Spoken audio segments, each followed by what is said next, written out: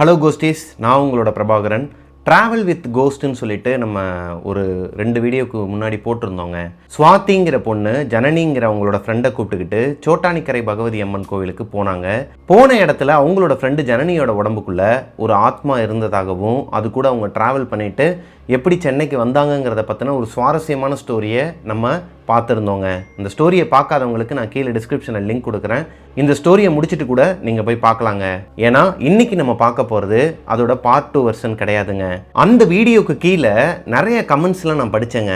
அது எப்படி ஒரு பேயால் சாமியோட கோயிலுக்குள்ளே போக முடியும்? லாஜிக்கான ஒரு கொஸ்டின் தாங்க. எனக்குமே இது இருந்துச்சு. ஆனால் சுவாதி என்கிட்ட இன்ஸ்டாகிராமில் அந்த ஸ்டோரியை சொல்லும்போது எனக்குன்னு ஒரு புரிதல் இருக்கும் இல்லையா? சோட்டானிக்கரை பகவதி அம்மன் கோவில் எதுக்கு ஃபேமஸ்? பேய் ஓட்டுறதுக்கு தான் ஃபேமஸ். அப்போ பேய் எப்படி கோயிலில் வாசலில் வச்சு ஓட்டுவாங்களா? இல்லை கோவிலுக்கு ஆப்போசிட்டில் எதனா மடம் மாதிரி வச்சு ஓட்டுவாங்களா? இல்லை. கேரளாவில் இருக்கிற சோட்டானிக்கரை பகவதி அம்மன் கோவிலில் மேல்காவு கீழ்காவுன்னு இருக்குங்க. காவுன்னொன்னே நீங்கள் பயந்துடாதீங்க. ஆக்சுவலாக அந்த காலத்துலலாம் இப்போ இருக்கிற மாதிரியான வசதிகள்லாம் கிடையாதுங்க. அங்கே மரக்கட்டைகளை வச்சு அம்மனுக்கு பீடம் எழுப்பியிருக்கிறாங்க. சுற்றிலுமே பீடம் கட்டுறது, அந்த இடம், அந்த கோவிலே ஒரு மரக்கட்டையிலே செஞ்சு வச்ச மாதிரி தான் இருக்குமா. அப்போது முன்னாடி காலத்துலலாம் காவுன்னு தான் சொல்லுவாங்களாம். மேல்காவு கீழ்காவு அப்படிங்கிற மாதிரி தான் கூப்பிடுவாங்களாங்க. இப்போது நமக்கு உண்டான ஒரு கொஸ்டின் என்ன, அதாவது டவுட் என்னென்னா, எப்படி பேய் அந்த கோவிலுக்குள்ளே போச்சு? அதுக்கான ஆன்சரோட சேர்த்து இன்றைக்கி நம்ம பார்க்க போகிறது சோட்டானிக்கரை பகவதி அம்மன். இந்த அம்மன் அங்கே உருவான வரலாறை தான் பார்க்க போகிறோம். அது போக மேல்காவு கீழ்காவுன்னு சொன்னேன் இல்லையா? மேலே ஒரு பகவதி அம்மன் இருப்பாங்க, கீழே ஒரு பகவதி அம்மன் இருப்பாங்க. மேலே இருக்கிற அம்மன் மொத்தம் 3 வடிவத்தில் காட்சி அளிப்பாங்களாங்க. காலையில், அதாவது இந்த பிரம்ம முகூர்த்தம்னு சொல்லுவாங்க இல்லையா, அந்த டைமில் சரஸ்வதி மாதிரி காட்சி அளிப்பாங்களாம். அது ஒரு சிறப்பு தரிசனம்னு சொல்லலாமாங்க. மதியம் லக்ஷ்மி ரூபத்தில் காட்சி அளிப்பாங்களாம். நைட்டு காளி ரூபத்தில் காட்சி அளிப்பாங்களாங்க. லைக் இப்போ பழனிக்கெல்லாம் போனீங்கன்னு வச்சுக்கோங்களேன், ராஜ அலங்காரம் ஆண்டி அலங்காரம் சொல்லிட்டு 2 அலங்காரம் இருக்குங்க முருகருக்கு. இந்த 2 அலங்காரத்தையும் பார்க்க போகிறவங்க, அந்த டைமிங் ஃபிக்ஸ் பண்ணி போய் பார்க்குறவங்களாம் நிறைய பேர் இருக்கிறாங்க. அதே மாதிரி தான் சோட்டானிக்கரை பகவதி அம்மன் கோவில்லையும் அந்த அம்மா மொத்தம் 3 அலங்காரத்தில் காட்சி அளிப்பாங்களாம். இந்த 3 அலங்காரத்துக்கு பின்னாடியுமே ஒரு வரலாறு இருக்குன்னு சொன்னால் உங்களால் நம்ப முடியுதாங்க. அதே மாதிரி தான் கீழே இருக்கிற அம்மன், மேல் பகவதி அம்மனை தரிசனம் பண்ணிட்டு அங்கேருந்து கீழே ஸ்டெப்ஸ் இறங்கி போகுமாங்க. அந்த ஸ்டெப்ஸில் இறங்கி போனால் கீழே ஒரு பலாமரம் இருக்கும். இந்த பலாமரத்தை பார்த்தா பேயே இல்லைன்னு சொல்கிறவங்களுக்கு கூட ஒரு மாதிரி உச்சி முடியை சிலிர்க்க வைக்கிற மாதிரி பயம் கொடுக்குமாங்க. லைக் அந்த மரத்தில் ஃபுல்லாகவே ஆணி அடித்து வச்சுருப்பாங்களாம். அந்த ஒவ்வொரு ஆணிலையுமே நிறைய முடிகளெல்லாம் சுற்றி வச்சுருப்பாங்களாம். அது பேய் மரமாகவே கருதப்படுதுங்க. அதை பற்றின ஒரு தகவலை தான் இன்றைக்கி நம்ம விரிவாக பார்க்க போகிறோம். இந்த பலாமரத்துக்கு பக்கத்துலேயே கீழ்பகவதி அம்மன் கோவிலும் இருக்கும். இந்த கீழ்பகவதி அம்மன் கோவிலை வச்சு தான் பேய் ஓட்டுவாங்களாங்க. லைக் நம்ம அந்த ஸ்டோரியில் சுவாதி சொன்னாங்க இல்லையா, எல்லாருமே கீழே போய் உட்காந்துருந்தோம். ஒரு குருக்கள் வந்தாங்க. அப்போது ஜனனி ரொம்பவே கலாய்ச்சாங்க. அதை எதுவுமே அவங்க பொருட்டாக எடுத்துக்காமல் அங்கே நிறைய பேர் உட்காந்துருந்தாங்க, சும்மா தான் உட்காந்துருந்தாங்க. திடீர்னு எல்லாருக்கும் பேய் வந்துச்சுன்னு சொன்னாங்க இல்லையா. இந்த திடீர்னு ஏன் எல்லாருக்கும் பேய் வருது, எப்படி அந்த பேய் அங்கே ஓட்டுறாங்க, எதனால் இந்த கோவில் உருவாச்சு, இதை பற்றின ஒரு வரலாறு தான் இன்றைக்கி நம்ம ஸ்டோரியில் பார்க்க போகிறோம். ஷோக்குள்ளே போகிறதுக்கு முன்னாடி நம்ம சேனலை சப்ஸ்கிரைப் பண்ணாதவங்க சப்ஸ்கிரைப் பண்ணிவிட்டு பக்கத்தில் இருக்க பெல் ஐக்கானை தட்டி விட்டுருங்க. Welcome to our show Devil's kitchen.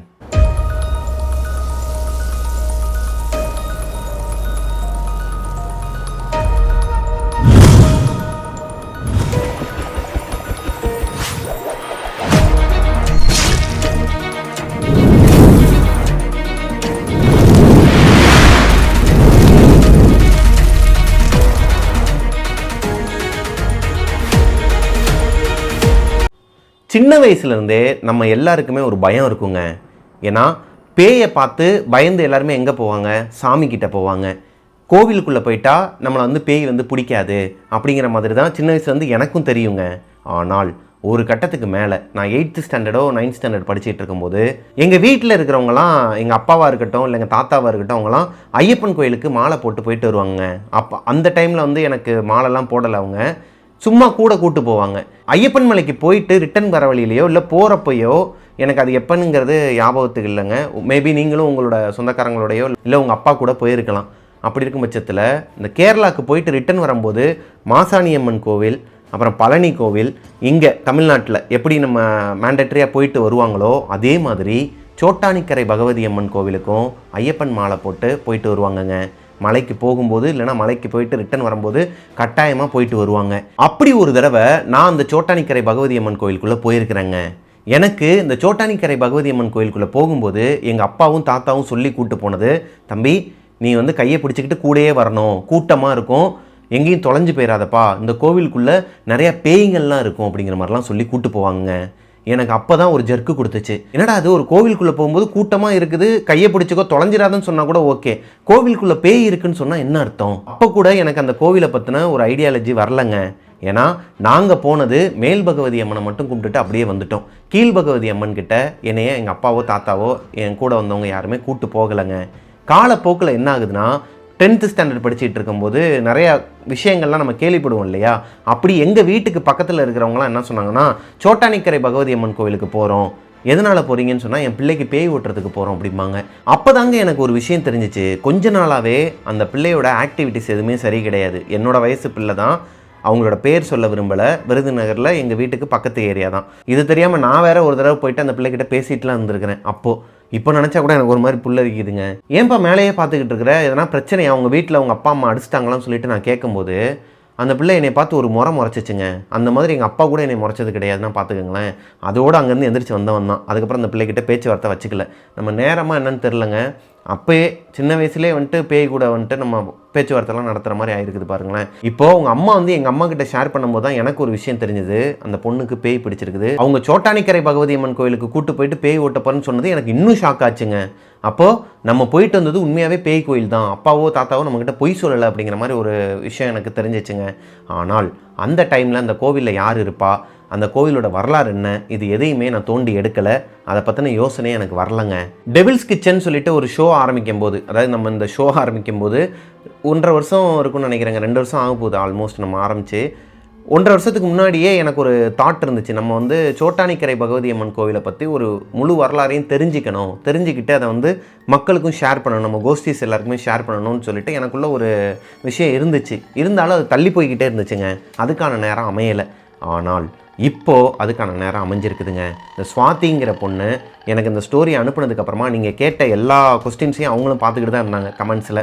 அந்த பொண்ணுக்கிட்ட போய் நானே கேட்டேன், ஏம்மா ஸ்டோரி பார்த்தீங்களா, கீழே கமெண்ட்ஸில் பார்த்தீங்களா, என்னென்னமோ கேட்டுட்ருக்குறாங்க, இதைத்தான் நானும் உங்ககிட்ட கேட்கணுன்ட்டு இருந்தேன். ஆனால் எனக்கு ஒரு புரிதல் இருந்துச்சுமா, பேய் ஓட்டுற கோயிலுக்குள்ளே பேயை கூட்டு போய் தான் ஓட்ட முடியும், வெளியவே உட்கார வச்சு ஓட்ட முடியாது இல்லையா? அதனால் நான் வந்து ஒரு அண்டர்ஸ்டாண்டிங்கில் இருந்தேன். ஆனால் கேட்குறவங்க எல்லாருமே எப்படி கேட்குறாங்கன்னா, சாமி இருக்கிற கோயிலுக்குள்ளே எப்படி பேய் வர முடியும், அது எப்படி உள்ளே கூட்டு வந்து உட்கார வைக்க முடியும், என்ன நீயா கதை சொல்கிறியா, நீயே அதனால் ஒன்று சொல்லாதன்னு சொல்லிட்டு என்னென்னமோ சொல்லிக்கிட்டு இருக்காங்கப்பா. நானாக புரிஞ்சுக்கிட்டது உண்மையா இல்லை பொய்யா, எனக்கே ஒரு டவுட் வர ஆரம்பிச்சிருச்சுமா அவங்க கமெண்ட்லாம் பண்ணுறதை பார்த்தா. என்னதாம்மா நடந்துச்சுன்னு சொல்லிட்டு அவங்க கிட்ட கேட்கும்போது அந்த பொண்ணு என்கிட்ட என்ன சொன்னாங்க தெரியுமா, ஜனனியும் ஸ்வாதியும் அந்த கோவிலுக்குள்ளே போய் உட்காரும்போது, கீழ்பகவதி அம்மன் கோயிலில் போயிட்டு உட்காரும்போது படிக்கட்டில் இறங்கி வந்தாங்க. அப்போது ஜனனி வந்து ஒத்துழைக்காமல் தூரமாக நின்று வந்துக்கிட்டே இருந்தாங்கன்னு சொன்னாங்க இல்லையா ஸ்வாதி. அப்போ திரும்பி பார்க்கும்போது ஜனனி மட்டும் இல்லைங்க, ஜனனிக்கு பக்கத்துலேயே நிறையா பேர் அங்கங்கே உட்காந்து தான் இருந்திருக்கிறாங்க, நார்மலாக தான் இருந்திருக்கிறாங்க. ஐடியில் வேலை பார்க்குற ஒரு பொண்ணு, ஹவுஸ் ஒய்ஃபாக இருக்கிற ஒரு அம்மா, கழுத்து நிறைய அவ்வளோ நகை போட்டு உட்காந்துருக்குறாங்களாம், நார்மலாக உட்காந்துருக்குறாங்களாம், திருநீர்லாம் பூசிக்கிட்டு தான் உட்காந்துருந்துருக்குறாங்க. ஆனால் கீழே வந்ததுக்கப்புறமா அந்த பூசாரி வந்து ஒரு மந்திரங்கள்லாம் சொன்னதுக்கப்புறமா அங்கே இருக்கிறவங்க எல்லாருமே, இவங்க யாரெல்லாம் நார்மலாக இருக்கிறாங்கன்னு நினச்சாங்களோ, அந்த ஐடி கேர்ளாக இருக்கட்டும், இல்லை நகை நிறையா போட்டு அம்சமாக உட்காந்துருந்தாங்களே அந்த ஹவுஸ் ஒய்ஃப், அவங்களா இருக்கட்டும், எல்லாருமே பேய் பிடிச்சு ஆட ஆரம்பிச்சிருக்கிறாங்கங்க. இது எல்லாமே நடக்கும்போது தான் ஜனனி அமைதியாக இருந்திருக்கிறாங்க. அவ்வளோ நேரம் அரட்டை அடிச்சிட்டு இருந்த பொண்ணு, அதாவது அந்த பேய் பிடிச்ச பொண்ணு அமைதியாயிட்டாங்க, எதுவுமே பேசலை. அப்போ இதுக்கு என்னென்ன சொல்லுவாங்க, இதை நீங்கள் வந்து சொல்லுங்கண்ணே, என்னோட ஆடியோ மெசேஜ் யூஸ் பண்ணிக்கோங்கன்னு சொன்னாங்க. அவங்களே சொல்கிறாங்க கேளுங்க. மேபி அவங்க அங்கேயே ஒர்க் பண்ணுறாங்களா என்னன்னு தெரியல. அவங்க தனியாக தான் வந்திருந்தாங்க, நல்லா இருந்தாங்க, அதெல்லாம் ஸ்ட்ரெயின் பண்ணிட்டு நல்லா நம்ம இப்போ எப்படி போச்சு என்ன அப்படி தான் இருந்தாங்க, அழகாக இருந்தாங்க. அவங்களுமே அப்படி தான் ரொம்ப கத்தி பயங்கரமாக பண்ணாங்க. அவங்க தான் இருக்கிறது ரொம்ப கத்தி அதெல்லாம் பண்ணுது. ஆனால் அவங்கள நான் மேலே தான் எதுவும் பார்க்கல, கீழே தான் படிக்கட்டில் உட்காந்துருந்தாங்க அவங்க வரும்போது, அதை நான் பார்த்தேன். அப்புறம் வந்துட்டு கத்தி பயங்கரமாக கலட்டை பண்ணி, ஆனால் அவங்க கூட யாருமே இல்லை. அவங்களே நகலாம் வேறு நிறைய போட்டிருந்தாங்களா, பிரேஸ்லெட் இதெல்லாம் போட்டிருந்தாங்க. நான் பயந்து இதுதான் கத்திட்டு நான் கூட்டிகிட்டு போகிற மாதிரி கூட்டு போய் இது பண்ணிட்டு போகிறாங்க, ஏன்னா நகலாம் கழிட்டு போகிறாங்க அப்படின்னு பயந்துட்டு இருந்தேன். ஆனால் அவங்க வந்துட்டு லைக் அவங்களும் அதே சேம் தான், அதே மாதிரி முன்னாடி போனாங்க, ஏதோ அவங்க கன்வே பண்ணுறாங்க அந்த பூசாரி கிட்ட. அப்போது அந்த கோவிலுக்குள்ளே நீங்கள் நார்மலாக பார்க்குற பீப்புள்ஸ் யாருமே நார்மலாகவே கிடையாதுங்க. நார்மலாகவும் இருக்கலாம், அதே நேரத்தில் நீங்கள் முழுக்க அவங்கள நம்பவே முடியாதுங்கிறது தான் ஒரு உண்மை கூற்றுங்கிறத நீங்கள் புரிஞ்சுப்பீங்கன்னு நினைக்கிறேன். இப்போ அந்த கோவிலுக்குள்ளே கூட்டு போயிட்டு கீழே உட்கார வச்சதுக்கப்புறமா தான் பேய் பிடிச்சவங்களுக்கு பேயே வர ஆரம்பிக்குது. அதுக்கப்புறமா அந்த பேயை எப்படி ஓட்டுறாங்கங்கிறத பற்றின ஒரு தகவலை நம்ம பார்க்க ஆரம்பிக்கலாம். ஓகேவா கோஸ்டீஸ்? ஏன்னா இந்த கமெண்ட்ஸ் எல்லாம் பார்த்துட்டு எனக்கும் சரி, அந்த அனுப்புனாங்க இல்லையா, ஸ்டோரி அனுப்புனாங்க இல்லையா, அந்த பொண்ணுக்குமே சரி, என்னடா இது, இந்த ஒரு புரிதல் கூட இவங்களுக்கு இருக்காதா? பேய் ஓட்டுற இடத்துக்குள்ளே கூட்டு போயிட்டு தான் பேய் ஓட்ட முடியும். இப்போ ஒரு மஸ்ஜித்துக்கு கூட்டு போயிட்டு பேய் ஓட்ட போகிறாங்க, அங்கே உள்ளே வந்து அல்லாஹ் இருக்க மாட்டாரா?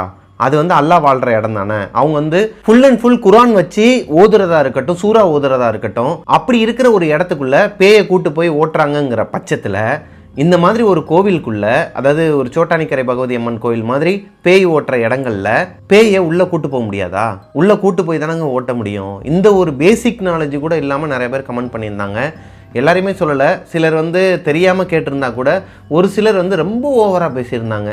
சரி வாங்க நம்ம சோட்டானிக்கரை பகவதி அம்மன் கோயிலோட வரலாறுக்குள்ளே போகலாம். முன்னொரு காலத்தில் வனப்பகுதியாக இருந்த ஒரு இடங்க, அதாவது மனுஷங்களை விட இயற்கை அதிகமாக இருந்த நேரத்தில் கண்ணப்பன்கிற ஒரு வேடனுங்க, அவங்களோட காட்டுக்குள்ள அவர் தான் ராஜா, அவர் தான் அந்த கூட்டத்தோட தலைவர்னு வச்சுக்கோங்களேன்.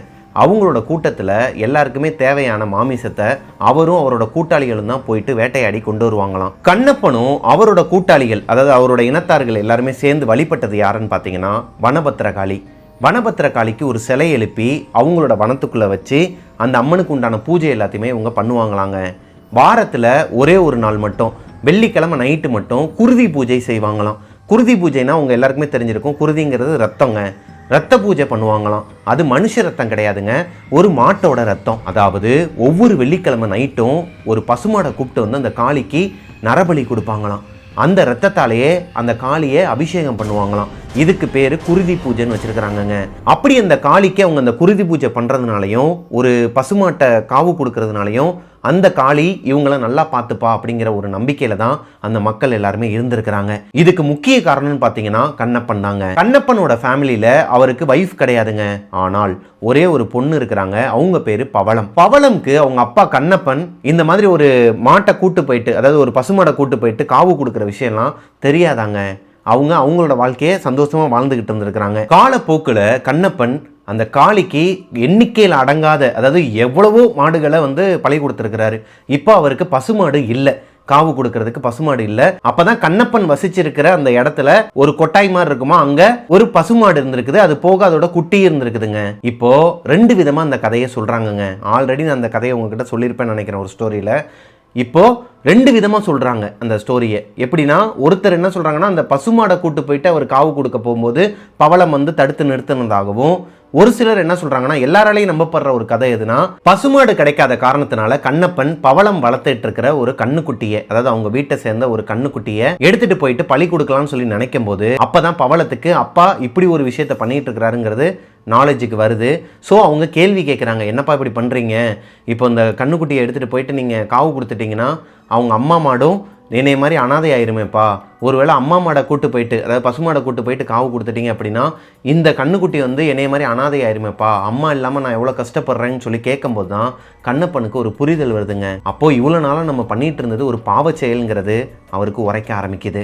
இந்த இன்சிடென்ட் நடந்ததுக்கு அப்புறமா கண்ணப்பன் காளிக்கு பலி கொடுக்கறதே கிடையாதுங்க. ஆனால் இந்த இன்சிடென்ட்டை தடுத்து நிறுத்தின பவளம் இருக்கிறாங்க இல்லையா, கண்ணப்பனோட பொண்ணு, அந்த பொண்ணு மர்மமான முறையில் அடுத்த 4 நாளில் இறந்துடுறாங்க.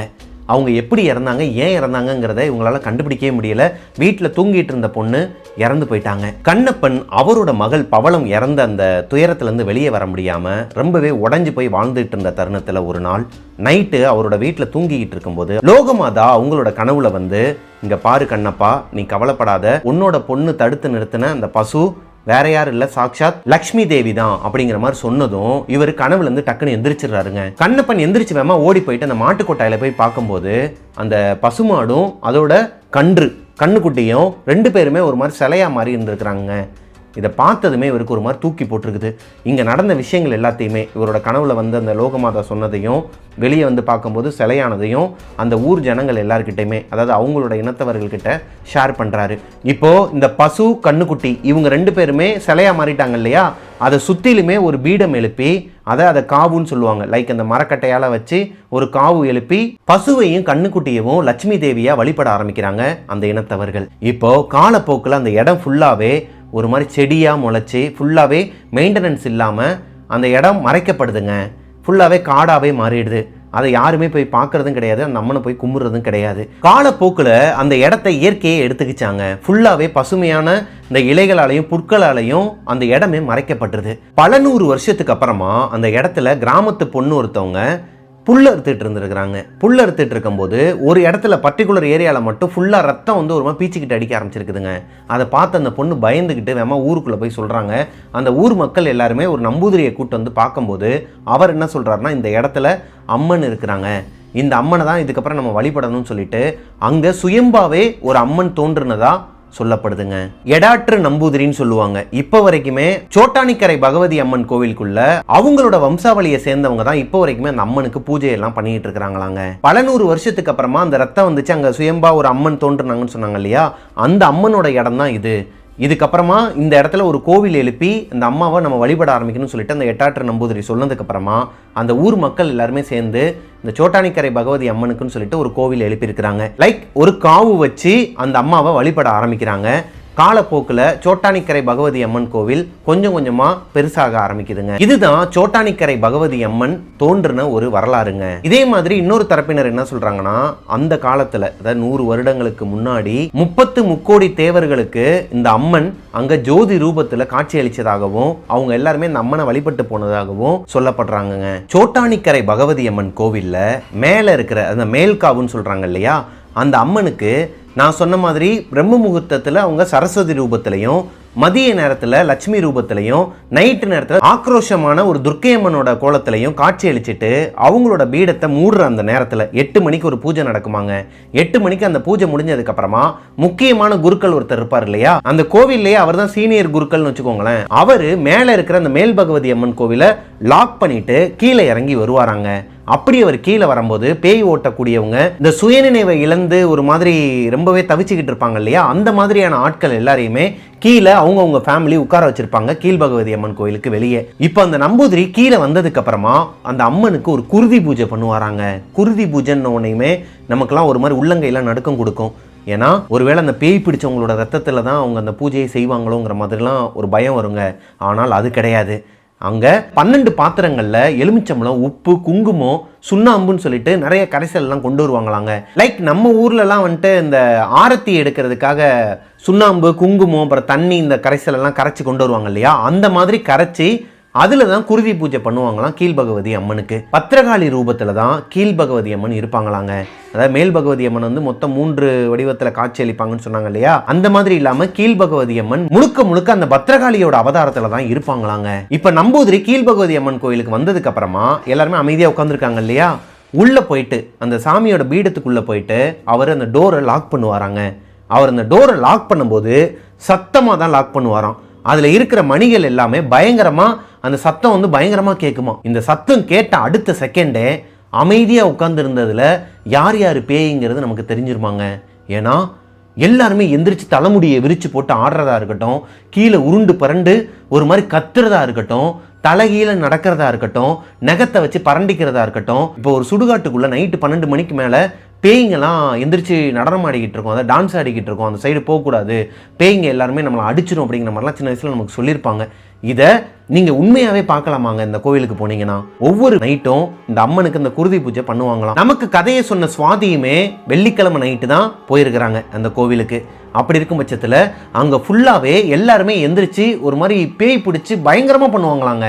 பயப்படாதவங்க கூட பயப்படுவாங்களாம், அங்கேருந்து வெளியே ஓடுறதுக்கு முயற்சி செய்வாங்களாம். அந்த அளவுக்கு பயங்கரமாக இருக்குமாங்க அந்த விஷுவல். இவங்க எல்லாருமே பேய் பிடிச்சு வெளியே ஆடிக்கிட்டு இருக்க இந்த நேரத்தில் கீழ்பகவதி அம்மனுக்கு உள்ள குருதி பூஜை நடக்குமா.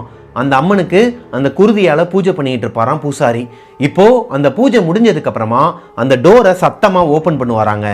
ஓப்பன் பண்ண அடுத்த செகண்ட் யாருமே கூட்டு வரணும்னு அவசியம் கிடையாதாங்க. அங்கே பேய் பிடிச்சிருக்கிறவங்க எல்லாருமே நேராக அந்த அம்மனை நோக்கி தான் வருவாங்களாம். அம்மனை நோக்கி வர அந்த பேய் பிடிச்சவங்க எல்லாருக்குமே இந்த குருதி பூஜை பண்ணார் இல்லையா, அம்மனுக்கு அபிஷேகம் பண்ணி அந்த குருதியை எடுத்து எல்லாருக்குமே பிரசாதமாக வாயில ஊற்றி விடுவாங்களாம் அந்த பேய் பிடிச்சவங்களுக்கு. அடுத்த ஒரு 2-3 செகண்ட்ல அந்த பேய் பிடிச்சவங்க எல்லாருமே சாந்தமாகி அமைதியாக அவங்கவுங்க இடத்துல போய் நார்மலாக உட்காந்துருவாங்களாங்க.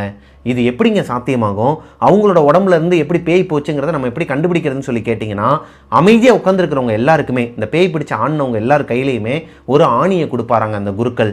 இந்த அம்மன் கோயிலுக்கு, கீழ்பகவதி அம்மன் கோயிலுக்கு பக்கத்துலேயே ஒரு பலாமரம் இருக்குன்னு சொன்னேன் இல்லையா ஸ்டார்டிங்கில், அந்த பலாமரத்தில் போயிட்டு இந்த பேய் பிடிச்சவங்களே அவங்களோட கையால் அவங்களோட உச்சி முடியை பிடுங்கி அந்த ஆணியில் ஃபுல்லாக சுற்றி அந்த பலாமரத்தில் வச்சு அவங்களோட தலையை வச்சு இடித்து அந்த ஆணியை இறக்குவாங்களாங்க. இது அந்த காலத்துல அந்த கோவில்ல பண்ண ஒரு விஷயமா. இப்போ அந்த மாதிரி எல்லாம் பண்றது இல்லையாங்க. பண்டைய காலத்துல அந்த பேய் பிடிச்சவங்க தன்னோட தலையை வச்சு அந்த ஆணியை உள்ள இறக்குவாங்களாங்க. எனக்கு இந்த பேய்னா நம்பிக்கையே கிடையாது. அது எப்படி ஒருத்தவங்களோட உடம்புக்குள்ள பேய் போகும், இதெல்லாம் நம்புற மாதிரியா இருக்குன்னு சொல்றவங்க எல்லாருக்குமே இந்த மாதிரியான விஷயங்கள்லாம் பார்க்கும்போது எப்படிங்க இருக்கும்? ஏன்னா தன்னோட தலையை வச்சு யாராக இருந்தாலும், இப்போ நான் பேய் பிடிச்ச மாதிரி நடிக்கிறேன்னு வச்சுக்கோங்களேன், என்னை எதனா ஒரு இடத்துல கூட்டு போயிட்டு உன் தலையை வச்சு இந்த ஆணியை நீ அந்த மரத்தில் இறக்கணும்னா நான் பயந்துருவேன். இல்லை என் உடம்பை விட்டு பேய் போயிருச்சு அப்படின்னு சொல்லிட்டு ஓடிடுவேன். ஆனால் அந்த நேரங்களில் நிறைய பேர் அவங்கவுங்க தலையை வச்சு அந்த ஆணியை இறக்குனதா வரலாறு சொல்லப்படுதுங்க. அங்கே போனீங்கன்னா இப்போ கூட அந்த ஆணிகளில் ரத்தக்கரையை நீங்கள் பார்க்கலாம். அதெல்லாம் இருக்கட்டும்னு குருதி பூஜைன்னு சொல்கிறாங்க. ஆனால் ஏன் மஞ்சள் குங்குமம் இந்த சுண்ணாம்பு இதெல்லாம் கரைச்சி கொடுக்குறாங்க அப்படிங்கிற ஒரு கேள்வி உங்களுக்கு இருக்குங்க. ஆக்சுவலாக பண்டைய காலத்தில் இப்போ டெய்லி பண்ணிக்கிட்டு இருக்கிற இந்த குருதி பூஜையை, அதாவது இப்போ நீங்கள் சோட்டானிக்கரை பகவதி அம்மன் கோயிலுக்கு இந்த வாரத்தில் கிளம்பி போனால் கூட நீங்கள் நைட்டு போய் அந்த கீழ்காவு அம்மன், அதாவது இந்த கீழ் பகவதி அம்மன் கோயிலுக்கு போனீங்கன்னா நீங்கள் லைவாகவே பார்க்கலாம் இந்த நான் சொன்ன விஷயங்கள் எல்லாத்தையுமே. இந்த பேய் ஓட்டுறதா இருக்கட்டும், ஆணி அடிக்கிறதா இருக்கட்டும், அதாவது தலையை வச்சு இப்போ அடிக்கிறாங்களாங்கிறதெல்லாம் எனக்கு தெரியாதுங்க. நார்மலாக தான் அடிப்பாங்கன்னு நினைக்கிறேன். அந்த காலத்தில் தான் அது எல்லாமே பண்ணியிருக்கிறாங்க. அதே மாதிரி தான், அதாவது இந்த குருதி இருக்கு இல்லையா, அம்மனுக்கு அபிஷேகம் பண்ணதை அந்த பேய் ஓட்டுறவங்களுக்கு மட்டும் கொடுக்க மாட்டாங்க, பக்தர்கள் எல்லாரோட தலையிலையுமே தெளிச்சு விடுவாங்க. அது போக உங்கள் வீட்டுக்கும் கொடுத்து விடுவாங்க. அதை நம்ம வீட்டுக்கு எடுத்துகிட்டு வந்து நம்ம தெளிச்சு விட்டோம் அப்படின்னா பில்லி சூனியம் ஏவல் அது போக உங்களுக்கு இருக்கிற கண்திருஷ்டி எல்லாமே போகிறதா இப்போ வரைக்கும் எல்லாராலையும் நம்பப்படுதுங்க. இந்த குருதியை அந்த காலத்தில், பண்டைய காலத்துலலாம் உண்மையாகவே இரத்தக்காவு கொடுப்பாங்களாம். ஒரு ஆட்டோடையோ மாட்டோடையோ ஒரு ரத்தத்தை எடுத்து அதால அம்மனை வழிபட்டு, அதாவது இப்ப பார்த்த இந்த மஞ்சள் குங்குமம் சுண்ணாம்பு கரைசல் இல்லாம உண்மையாவே ஒரு ரத்தத்தால அந்த அம்மனை அபிஷேகம் பண்ணுவாங்களாம். அந்த அபிஷேக ரத்தத்தை எடுத்து தான் பேய் பிடிச்சவங்களுக்கும் கொடுப்பாங்களாம், பக்தர்களுக்கும் தெளிச்சு விடுவாங்களாம், வீட்டுக்கும் கொடுத்து விடுவாங்களாங்க. அது காலப்போக்கில் கொஞ்சம் கொஞ்சமா சைவ முறைக்கு மாற்றப்பட்டிருக்குது. தோட்டானிக்கரை பகவதி அம்மன் கோவில்ல மேல்காவுல இருக்கிற அந்த அம்மன் இருக்கிறாங்க இல்லையா, 3 வடிவத்துல காட்சி அளிக்கிறாங்களே, அந்த அம்மா சுயம்பா உருவானாங்கன்னு சொல்றாங்க இல்லையா, அதாவது 3ல இருந்து 3 அடி உயரத்துக்கு சுயம்பா உருவான அந்த அம்மனை நீங்க சிலையா பார்ப்பீங்க அந்த கோவில்ல. உள்ள அந்த பீடத்துக்கு உள்ள போய் பார்த்தீங்கன்னா அந்த அம்மாவுக்கு பக்கத்திலேயே விஷ்ணு அவரோட அவதாரமும் இருக்குமாங்க. லைக் அந்த அம்மா சுயம்பா தோன்றும் போது கல் வடிவத்தில் இருக்கும்போது அவங்களுக்கு பக்கத்திலேயே விஷ்ணு அவதாரமும், இவங்க மகாலட்சுமி அவதாரம் மாதிரி மகாவிஷ்ணுவோட அவதாரமும் பக்கத்திலேயே ஒரு கல்லா தோன்றி இருக்குங்க.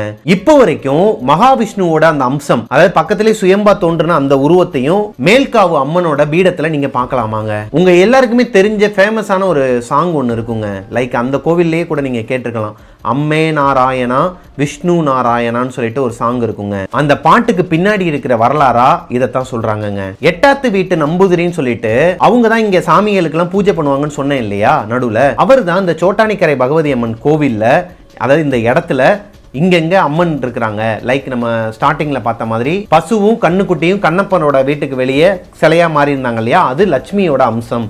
அப்புறம் பல 100 வருஷங்களுக்கு அப்புறமா ஒரு பொண்ணு புல்ல வெட்டிக்கிட்டு இருக்கும்போது ரத்தம் வந்துச்சு இல்லையா, அங்கதான் சுயம்பா தோன்றினவங்க இப்ப சோட்டானிக்கரை பகவதி அம்மன் கோயில்ல இருக்கிற மெயின் கருவறையில் இருக்கிற அந்த அம்மா.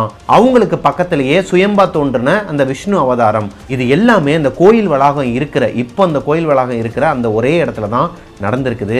இது எல்லாத்தையுமே அந்த எட்டாத்து நம்பூதிரி தான் இவங்க எல்லாருக்குமே எக்ஸ்பிளைன் பண்ணி அம்மன் இங்கே தான் இருக்கிறாங்க, எல்லா அம்மனுமே இங்கே தான் இருக்கிறாங்கன்னு சொல்லிட்டு ஒவ்வொருத்தவங்களுக்கும் ஒவ்வொரு பீடத்தை அங்கே எழுப்புறாங்க.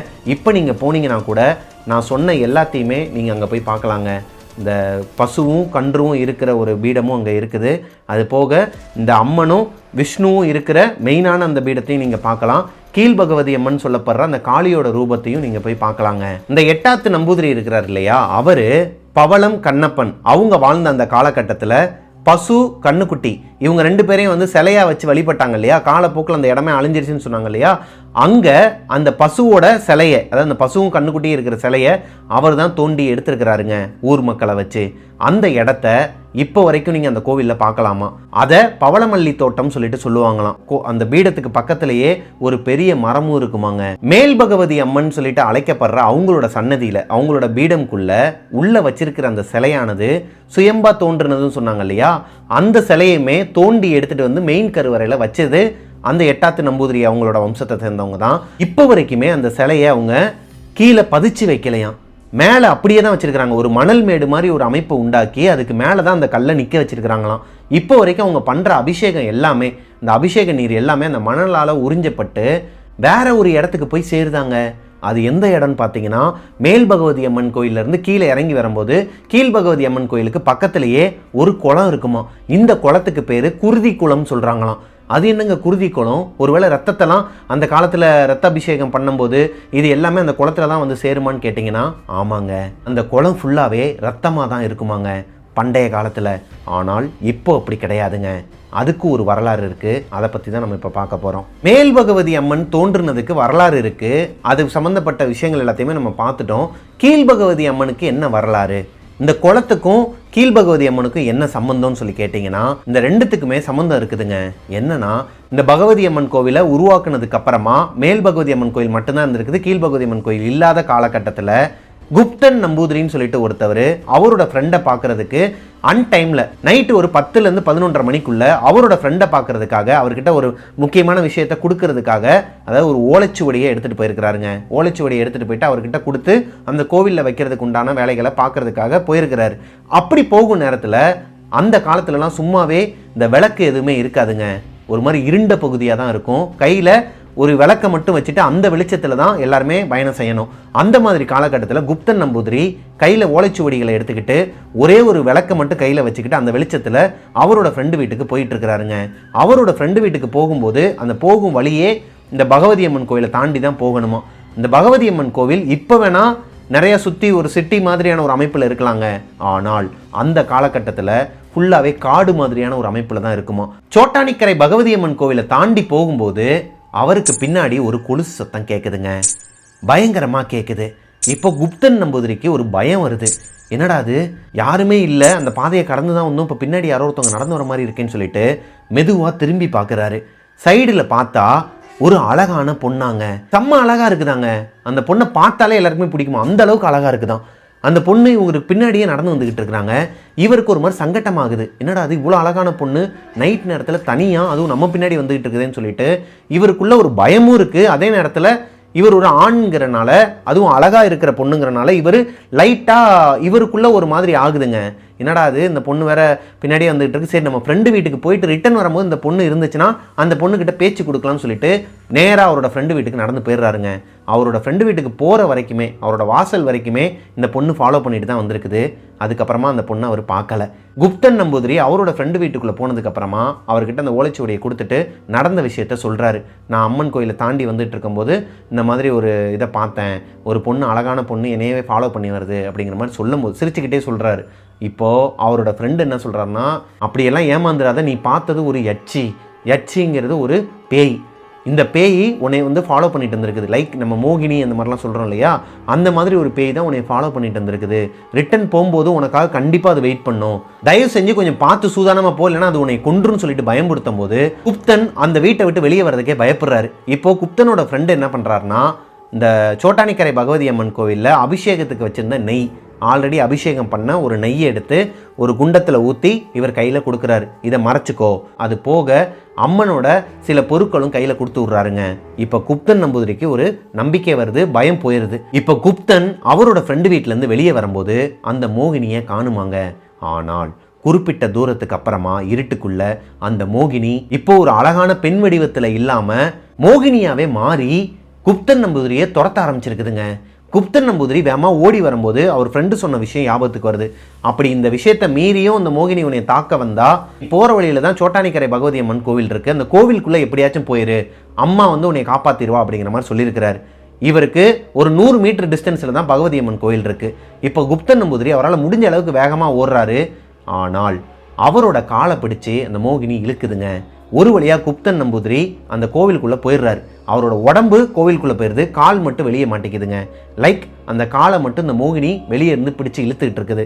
இப்போது அந்த குப்தன் நம்பூதிரி கதறாரு, அம்மா சோட்டானிக்கரை பகவதி அம்மா என்னை காப்பாற்றுமா, உன்னோட சன்னதியில் இந்த மாதிரி என்னை வந்து ஒரு மோகினி அடித்து சாவடிக்க பார்க்குறான்னு சொல்லிட்டு அவர் அழுது கையில் இருக்கிற அந்த நெய்யால் அபிஷேகம் பண்ணியிருக்கிறாரு. அதாவது இந்த கோயில் வளாகத்திலேயே வெளியே வச்சே அந்த அம்மனுக்கு அபிஷேகம் பண்ணுறதா நினச்சி அந்த அம்மனை மனசார வேணுனதுக்கப்புறமா உள்ளே இருந்த அம்மன் காளி ரூபத்தில், பத்திரகாளி ரூபத்தில் வெளியே வந்ததாகவும் அந்த மோகினியை வதம் பண்ணதாகவும் சொல்லப்படுதுங்க. அந்த மோகினியை வதம் பண்ணி அந்த ரத்தம் இருக்கும் இல்லையா, அந்த ரத்தத்தை அந்த அம்மன் குடித்தது மட்டும் இல்லாமல் அந்த மோகினியோட ரத்தம் ஃபுல்லாகவே ஒரு இடத்துல போயிட்டு சேகரமாகுது, அதாவது சேவ் ஆகுது. அந்த இடம் தான் இந்த குருதி குளமாக கருதப்படுதுங்க. இந்த சம்பவம் நடந்ததுக்கு அப்புறமா காலப்போக்கில் வில்வமங்கலம் சாமியாருங்கிறவர், குருவாயூரை சேர்ந்த வில்வமங்கலம் சாமியாருங்கிறவர் இந்த குருதி குளத்துக்கு உள்ளே இருந்து ஒரு அம்மனோட விக்கிரகத்தை எடுக்கிறாருங்க. அதாவது ஒரு சிலையை எடுக்கிறாரு. இந்த சிலை தான் இப்போ கீழ்பகவதி அம்மனா வழிபட்டுக்கிட்டு வர பத்ரகாளி அம்சமான உருவ சிலைங்க. இந்த பத்ரகாளியோட விக்கிரகத்தை அந்த சாமி அந்த குருதி குளத்துலேருந்து எடுக்கும்போது அன்னைக்கு நைட்டே, அதாவது மாசி மகமாங்க, மாசி மகத்ததுவுமா மேல் பகவதி அம்மன் இருக்கிறாங்க இல்லையா, அவங்க அவரோட கனவுல வந்திருக்கிறாங்க. பெருமாளோட அலங்காரத்தில், அதாவது இப்போ நீங்கள் ஸ்க்ரீனில் பார்த்துட்டு இருக்கிற இந்த ஒரு ரூபத்தில் அவருக்கு காட்சி அளிச்சிருக்கிறாங்க. இப்போ வரைக்குமே கேரளாவில் சோட்டானிக்கரை பகவதி அம்மன் கோவிலில் மாசி மகத்தில் நடக்கக்கூடிய இந்த மகம் தோழல்ங்கிற அந்த திருவிழா தான் சோட்டானிக்கரை பகவதி அம்மன் கோவிலில் மிகப்பெரிய திருவிழாவாங்க. ரோகிணி நட்சத்திரத்தில் கொடியேற்றி 9 நாட்களுக்கு இந்த திருவிழா கொண்டாடப்படுது. இந்த 9 நாள் பூஜையில் மாசி உத்திரம் சொல்லுவாங்களாங்க, அதாவது கடைசி நாள் பூஜையில் கண்டிப்பாக கலந்துக்கணுமா. அதாவது அவ்வளோ நல்லதாங்க. இந்த வில்வமங்கலம் சாமியாருக்கு, அதாவது இந்த குருதி குளத்துல இருந்து காளியை எடுத்தார் இல்லையா விக்கிரகத்தை, அவரோட கனவுல வந்துட்டு எப்படி அம்மன் வந்து இந்த ஃபோட்டோவில் நீங்கள் பார்த்த மாதிரி ஒரு தரிசனம் கொடுத்தாங்களோ அதே மாதிரி எல்லா அலங்காரத்தோடையும் பார்க்கறதுக்கே அவ்வளோ கண்கொள்ளா காட்சியாங்க. அவ்வளோ நல்லதான் அந்த அம்மன் அந்த ரூபத்தில் பார்க்கறதுக்கு. அது கடைசி நாள் பூஜை அப்போ மதியம் 2லேருந்து 8:30 மணி வரைக்கும் அந்த கோலத்தில் தான் அந்த அம்மா காட்சி அளிப்பாங்களாங்க. இது பார்க்கறது அவ்வளோ நல்லதான். இந்த அம்மனுக்கு மட்டும் கருவறை இல்லைங்க, உள்ள நிறைய சாமிகள்லாம் இருக்கிறாங்களாம். சிவன், ஆஞ்சநேயர், விநாயகர்னு சொல்லிட்டு நிறைய சாமிகள்லாம் உள்ளே வச்சிருக்கிறாங்க. அது போக சாஸ்தாவுக்குமே ஒரு இடம் இருக்குதுங்க. அதுக்கு பின்னாடி ஒரு வரலாறு இருக்குதாங்க. சாஸ்தா எப்படி இந்த பகவதி அம்மன் கோவிலுக்குள்ள வந்தாரு. முன்னாடி காலகட்டத்தில் சாமியை வெளியே ஊர்வலமாக எடுத்துட்டு போவாங்களாம் இந்த திருவிழா காலத்தில். அப்படி திருவிழா காலத்தில் இந்த சாமியை எடுத்துட்டு இந்த ஊர் மக்கள் எல்லாருமே காட்டு வழி பாதையில் போய்கிட்டு இருக்கும்போது திருடர்கள் இந்த சாமியோட ஆபரணத்தையும் சாமியோட சிலையவும் திருடுறதுக்கு வராங்க. அப்போ இந்த ஊர் மக்கள் எல்லாருமே சேர்ந்து அவங்களாம் அடிச்சு விரட்டி விட்டுறாங்க. மேத்தலூர் நம்பூதிரிங்கிறவர் அவரோட குலதெய்வமான சாஸ்தாவோட விக்கிரகத்தை எடுத்து இந்த பூசாரிங்க கிட்ட கொடுக்குறாருங்க. நீங்க பத்திரமா அம்மனை கொண்டு போற வரைக்கும் என்னோட குலதெய்வமான சாஸ்தா உங்களுக்கு துணையா இருப்பாருன்னு சொல்லிட்டு கொடுத்து விடுறாரு. இப்போ பகவதி அம்மன் ஊர்வலத்தை முடிச்சுட்டு அவங்களோட இடத்துக்கும் வந்துடுறாங்க. இடத்துக்கு வந்ததுக்கு அப்புறமா சாஸ்தாவானவர் அங்கேயே இருந்துடுறாரு. அதாவது திரும்ப அந்த மேத்தலூர் நம்பூதிரி கிட்ட போகாம சாஸ்தா இங்கேயே ஒரு நிலம் வாங்கி உட்கார்ந்துட்டாராங்க. இப்போ இந்த கீழ்பகவதி அம்மன் கோவிலில் பேய் ஓட்டுறாங்கன்னு சொல்லிட்டு நம்ம பார்த்தோம் இல்லையா, அப்படி அவங்க பேய் ஓட்டும் போது அந்த அம்மாவோட வாக்குக்கு இணங்க இந்த பேய்கள் எல்லாமே மேலே இருக்கிற சாஸ்தா கிட்ட தான் போயிட்டு சத்தியம் பண்ணுங்களாங்க. இதுக்கப்புறம் நான் வரமாட்டேன், இங்கேயே நான் தங்கிடுவேன்னு சொல்லிட்டு அவர்கிட்ட சத்தியம் வாங்குறதா ஒரு வரலாறு இருக்குதுங்க. அதுதான் உண்மையாக நம்பப்படுது இப்போ வரைக்குமே. இந்த கோவிலில் சரஸ்வதி ரூபத்தில் அம்மன் வந்து எதனால் தோன்றுனாங்க, எதனால் அவங்க பிரம்ம முகூர்த்தத்தில் வந்து அப்படி காட்சி அளிக்கிறாங்கன்னு சொல்லிட்டு அதுக்கு பின்னாடியும் ஒரு வரலாறு இருக்குதுங்க. சங்கராச்சாரியாருங்கிறவர், உங்களுக்கு மேபி அவரை பற்றி தெரிஞ்சிருக்கும்னு நினைக்கிறேன். சங்கராச்சாரியாருங்கிறவர் கேரளத்துல இருந்து மைசூருக்கு ஒரு ஆன்மீக பயணம் போனது மட்டும் இல்லாமல் அங்கே கடுமையாக தவம் இருந்து சரஸ்வதி தேவியை கேரளத்துக்கு அழைக்கிறாருங்க. சரஸ்வதி தேவி அவங்களுக்கு முன்னாடி வராங்க. வந்தது மட்டும் இல்லாமல் நான் வந்து உன்னோட இடத்துக்கு வரேன், ஆனால் அதுக்கு ஒரு கண்டிஷன். என்ன கண்டிஷன் சொல்லி கேட்கும்போது, நீ முன்னாடி நடந்து போ, நான் உன் பின்னாடியே தான் நடந்து வருவேன், ஆனால் எக்காரணத்தை கொண்டையும் நீ பின்னாடி மட்டும் திரும்பியே பார்க்கக்கூடாது. ஒருவேளை நீ என்னை பின்னாடி திரும்பி பார்த்துட்ட அப்படின்னா நான் அதே இடத்துல கல்லாயிருவேன், சாமி ஆயிருவேன், பரவாயில்லையா அப்படிங்கிற மாதிரி ஒரு நிபந்தனை வைக்கிறாங்க. இப்போ சங்கராச்சாரியாருக்கு நீங்கள் வந்தால் மட்டும் போதும்னு சொல்லிட்டு கையெடுத்து கும்பிட்டுட்டு அங்கேருந்து நடக்க ஆரம்பிக்கிறாருங்க. ஆதிசங்கரோட வேண்டுதலுக்கு இணங்க சரஸ்வதி தேவியானவங்க அவங்க பின்னாடியே வந்துட்டு இருக்கிறாங்க. இவர் முன்னாடி நடந்துட்டு இருக்கிறாருங்க. இப்போ சங்கர் முன்னாடி நடந்து போயிட்டு இருக்கும்போது பின்னாடி பயங்கரமாக சலங்க சத்தம் கேட்குமா. அதை வச்சு தான் அம்மன் கூடயே வராங்கங்கிறத அவர் கணிச்சு போயிட்டு இருக்கிறாரு. ஒரு கட்டத்துக்கு மேலே பல நாட்கள் கடந்து நடந்து வந்துட்டு இருக்கும்போது கொல்லூருங்கிற பகுதியில் பிரம்ம முகூர்த்தம் சொல்லுவாங்க இல்லையா, அந்த டைமிங்கில் ஆதிசங்கர் முன்னாடி நடந்து வந்துட்டு இருக்கிறாரு. பேக் சைடில் அந்த சலங்க சத்தம் நின்றுதுங்க. என்னடா அது, ஒருவேளை அம்மன் வந்து எங்கேயாச்சும் உட்காந்துட்டாங்களா இல்லை போயிட்டாங்களாங்கிற ஒரு பயத்தில் அவர் பின்னாடி திரும்பி பார்த்துடுறாரு. இப்போ அந்த இடத்துலயே சரஸ்வதி தேவியானவங்க ஒரு சிலையாக மாறிடுறாங்க. கொல்லூர் மூகாம்பிகை அம்மன் கோவில்னு சொல்லிட்டு நீங்கள் கேள்விப்பட்டிருப்பீங்க. நீங்கள் கூகுளில் சர்ச் பண்ணால் கூட வருங்க. இந்த கோவில் உருவான வரலாறு இதுதான். ஏங்க இப்போது சரஸ்வதி தேவியே இங்கே கேரளாவுக்கு கூட்டு வர்றதுக்கும் அவங்களோட அந்த கொல்லூர் மூகாம்பிகை கோயில் உருவான வரலாறுக்கும், அது போக சோட்டானிக்கரை பகவதி அம்மன் கோவிலில் அந்த அம்மா வந்து சரஸ்வதி ரூபத்தில் வர்றதுக்கு என்னங்க சம்மந்தம்னு சொல்லிட்டு தானே கேட்குறீங்க. ஆக்சுவலாக இப்போ ஆதிசங்கரர் போயிட்டு அந்த அம்மன் கிட்ட வேண்டுறாரு, அம்மா நீ என்னோட கேரளத்துக்கு வரணும்னு சொல்லிட்டு தானே நான் இவ்வளோ நாள் தவம் இருந்து இவ்வளோ தூரம் நான் பொடிநடையாக நடந்து வந்து உங்ககிட்ட ரெக்வஸ்ட் வச்சேன். ஆனால் இப்போ நீங்கள் என்னடானா இந்த கொல்லூரில் உட்காந்துக்கிட்டீங்களே என்னம்மா பண்ணுறதுன்னு சொல்லிட்டு கேட்கும்போது, இல்லைப்பா நீ கேட்ட மாதிரியே உன்னோட ஊரில், அதாவது கேரளத்தில் சோட்டானிக்கரை பகவதி அம்மன் கோவிலில் விடிய காலையில், அதாவது அந்த பிரம்ம முகூர்த்தம் சொல்லுவாங்க இல்லையா, அப்பம்போது அந்த அம்மனோட ரூபத்தில் நான் தோன்றுவேன், நீ போன்னு சொல்லிட்டு அனுப்பி விடுறாங்க. சங்கராச்சாரியாருக்கு மனசுக்குள்ள ஒரு உறுத்தல் இருந்தாலும் அம்மன் சொல்கிற பேச்சை கேட்டு யாராவது சோட்டானிக்கரை பகவதி அம்மன் கோவிலுக்கு வராருங்க. அவர் வந்து பார்க்கும்போது விடிய காலையில், அதாவது இந்த பிரம்ம முகூர்த்தம்ங்கிற டைமில் அம்மன் இங்கே காட்சியளிச்சிருக்கிறாங்க சரஸ்வதி தேவியோட ரூபத்தில். அதனால தான் இப்போ வரைக்குமே சோட்டானிக்கரை பகவதி அம்மன் கோவிலில் பிரம்ம முகூர்த்தத்தில் அந்த அம்மா சரஸ்வதி ரூபத்தில் காட்சி அளிப்பாங்களாங்க. இது ஒரு வரலாறாக சொல்லப்படுது. அவ்வளோதாங்க, சோட்டானிக்கரை பகவதி அம்மன் கோவிலோட வரலாறு என்னங்கிறத நான் ஃபுல்லாகவே உங்ககிட்ட சொல்லி முடிச்சிட்டேன். இப்போ உங்களுக்கு அந்த கோவிலோட வரலாறு என்ன, இப்போ பேய் பிடிச்சவங்க அந்த கோவிலுக்குள்ளே போக முடியுமா முடியாதாங்கிற ஒரு டிசிஷனுக்கு வந்திருப்பீங்கன்னு நினைக்கிறேன். அதுக்காக மட்டும் இந்த வரலாறை சொல்லலைங்க. கிட்டத்தட்ட நான் அந்த ஷோ ஆரம்பித்ததுலேருந்து இந்த கதையை நான் எப்படியாச்சும் சொல்லணும்னு சொல்லிட்டு ரொம்ப முயற்சி பண்ணேன், என்னால் சொல்லவே முடியலை. இப்போ சொல்லும்போது கூட எனக்கு நிறைய தடங்கல்கள்லாம் வந்துச்சு, அது ஏன்னு தெரில. ஒரு வழியாக சோட்டானிக்கரை பகவதி அம்மன் கோவிலோட வரலாறு என்னங்கிறத உங்ககிட்ட நான் சொல்லி முடிச்சிட்டேன். உங்களால் முடிஞ்சால் அந்த திருவிழாக்கள் நான் உள்ளே சொல்லியிருப்பேன் இல்லையா, அந்த மாதிரியான திருவிழாக்களை மிஸ் பண்ணாமல் உங்கள் குடும்பத்தோடு போயிட்டு நம்ம பார்த்துட்டு வாங்க. இன்னொரு விஷயமும் சொல்கிறாங்க, வாய் பேச ஆரம்பிக்காத குழந்தைகளெல்லாம் இந்த கோவிலுக்குள்ளே தூக்கிட்டு போகக்கூடாதாங்க. லைக் அவங்களோட கண்ணுக்கு உள்ளே இருக்கிற அந்த பேய்கள்லாம் தெரிகிறதா ஒரு சிலர் சொல்கிறாங்க. அதாவது குழந்தைங்க பேச ஆரம்பிக்கிறதுக்கு முன்னாடி ஒரு ஸ்டேஜில் இருப்பாங்க இல்லையா, அந்த மாதிரி இருக்கிற கிட்ஸ் எல்லாம் அந்த கோவிலுக்கு தூக்கிட்டு போகாதீங்க. கீழ் பகவதி அம்மன் கோவிலுக்கு பக்கத்தில் இருக்கிற அந்த பலாமரத்தில் தான் எல்லா பேய்களுமே இருக்கிறதாகவும், நைட்டு 12 மணிக்கு மேலே அந்த பேய்கள் எல்லாமே அங்கே வந்து ஆடுறதாகவும் இப்போ வரைக்கும் அங்கே இருக்கிற மக்களால் நம்பப்படுத்துங்க. இந்த ஸ்டோரி உங்களுக்கு பிடிச்சிருக்குன்னு நம்புகிறேன். பிடிச்சிருந்துச்சுன்னா லைக் பண்ணிடுங்க. முக்கியமாக சேனலை சப்ஸ்கிரைப் பண்ணிவிட்டு பக்கத்தில் இருக்க பெல் ஐக்கானை தட்டி விட்டுருங்க. உங்களோட வாழ்க்கையில் எதனா ஒரு அமானுஷ்ய சம்பவம் நடந்திருக்குது, அது என்கிட்ட ஷேர் பண்ணணும்னு நினச்சிங்கன்னா பிரபாகரன் அஃபிஷியல் மிஸ்டர் பிரபாகரன்ங்கிற இன்ஸ்டாகிராம் ஐடிக்கு எனக்கு இன்பாக்ஸ் பண்ணுங்கள். அண்ட் மிஸ்டர் பிரபாகரன் மலையாளம் சேனலையும் சப்ஸ்கிரைப் பண்ணிடுங்க, பக்கத்தில் இருக்க பெல் ஐக்கானை தட்டி விட்டுருங்க. ஸ்பாட்டிஃபைல டெவில்ஸ் கிச்சன் ஷோவை ஃபாலோ பண்ணாதவங்க ஃபாலோ பண்ணிடுங்க. And mister Prabhakaran வீலாக்ஸ் channel and அஞ்சலி பிரபாகரன் வீலாக்ஸ் சேனலை சப்ஸ்கிரைப் பண்ணிடுங்க, பக்கத்தில் இருக்க பெல் ஐக்கானை தட்டி விட்டுருங்க. நெக்ஸ்ட் ஒரு சுவாரஸ்யமான ஸ்டோரியில் உங்களை மீட் பண்ணுற வரைக்கும் டாட்டா, பாய் பாய்.